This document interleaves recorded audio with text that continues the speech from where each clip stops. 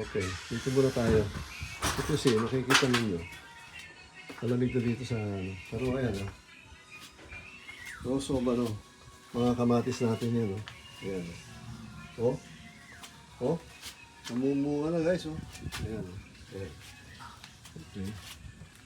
Susunod, ito yung ating isang comfort room, CR.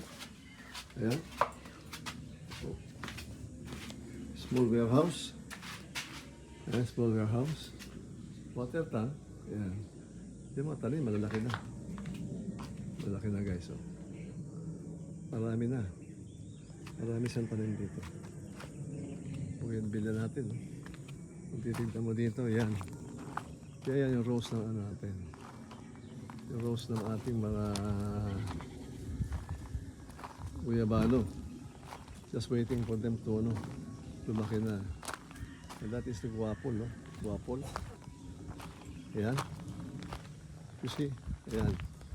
Guyabano pa rin yan. Malaki. Then we have the kubo. Ayan. Ayan, kubo. Ayan, Ayan, Delia, hi, hi. Kaway ka, Delia. Kakarating sa Japan to. Ayan.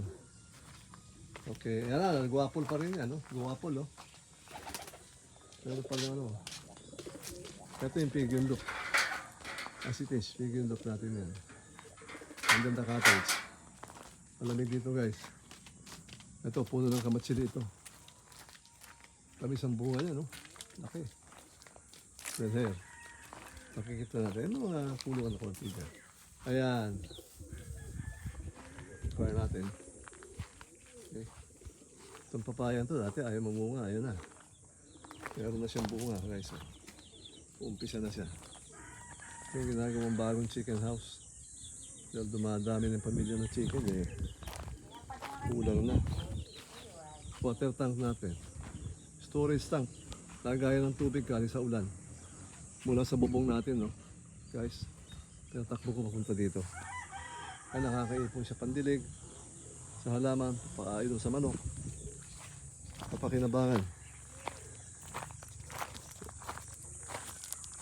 Kasi yun, chicken house natin. Ayun. Dito makikita mo, meron tayong mga citrus dyan, Okay, citrus yun.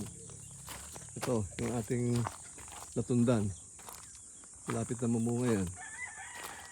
Avocado. Yan, mga citrus. Latundan. Okay. Meron grafted tayong rambutan dito. Yan. Yan, okay. Seedlings sa rambutan, maliliit pa nga lang. Another avocado there. Tapos sa gate natin, makikita ninyo, meron tayong bougainvillea dyan. Yun. Thriving na rin siya. Tapos sa portion na yan, nakikita mo yung ating balon. Pinapump natin, paakyat doon sa tangke. Yun ang kapaligiran ng ating kabuuan. So there, marami mga manok tayo, mga halaman tayo doon. Niyog, mga kwan, maliliit pa nga lang. This is thriving. Ito yung ating residence. Ayan guys, as of now, yan ang kabuuan ng Alan's Place. Aquino Farm.